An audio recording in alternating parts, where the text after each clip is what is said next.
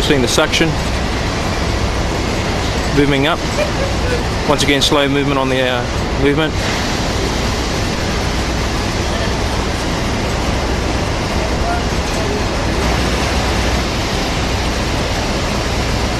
Suction continuing to move up.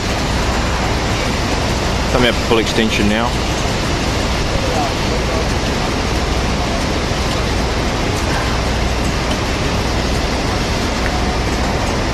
And you can see the clearance on the bottom of the pipe there.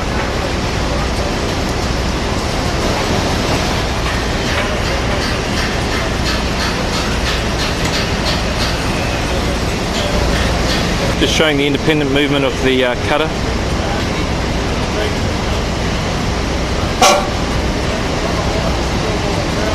And that's the other side coming down now.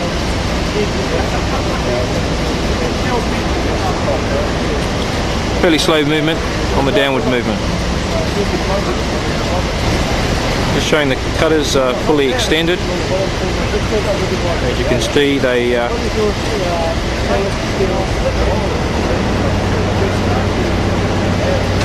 cut good depth underneath the pipe there.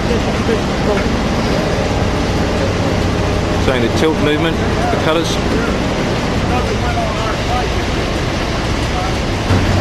All of the functions you've just witnessed are electrical. The cutter guides and the suction pumps travelling up and down and diagonally is all operated electrically.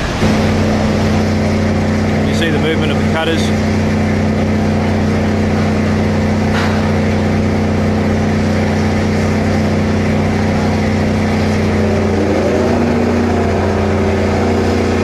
Picking up speed there, got quite a good turn on them.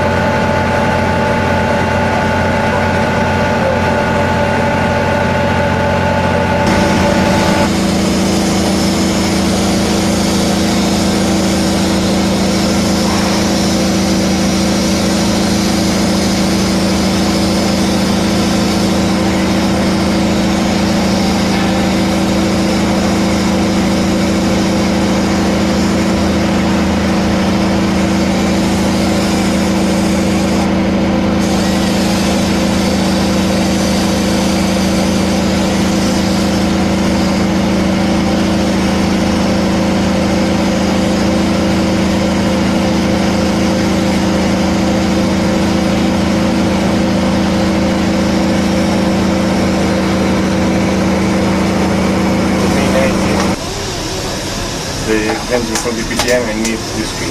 Okay. In both keys. Okay.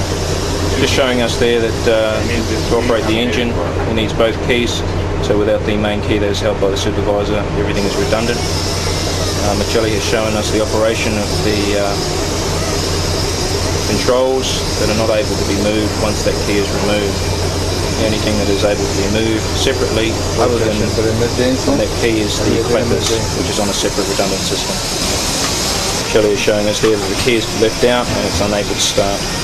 Roger Denley and myself have viewed all the operations of the control shack, and the time is 2:06, Thursday the 19th of February, and it is very clear to see that nothing can be operated without the main key that will be held by the diving supervisor throughout diving operations. The main key is turned on, he's able to turn the engines on, and he's able to operate all the controls on the machine.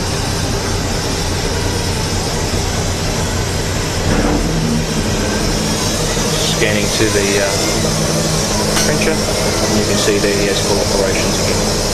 Only with the main key in its place. Emergency stop button. Emergency stop button has been pushed. I'm panning to the machine, everything has stopped moving. Just so we're very clear, the requirement for the procedures is that the supervisor holds the lockout key. It is a BP requirement, it is a diving McDermott's requirement, and our hands are tied. That is the procedure that must be in place. Yes, I agree with you. It still wouldn't happen. We have to have that lockout system. Dicono, ha detto che loro sono, this is the main key, okay? This is the power. And you can see up there in the corner there's pressure up there. That's for the clappers. Yeah. Okay. And Michelle's just showing us how it's isolated. Once the power button's relieved, you can see there that pressure has gone back down to zero. Okay. And even without key, okay. Without the key, nothing's happening. He's got that open and there's no pressure loading at all on that gauge. So the energy isolation is showing zero. Marcelli has also shown us that it's true to the gauges.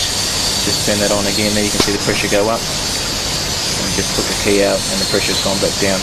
So when the energy isolation, once the keys are removed and the pressure drops on the gauge, it was noticed that there was no movement on the trencher whatsoever.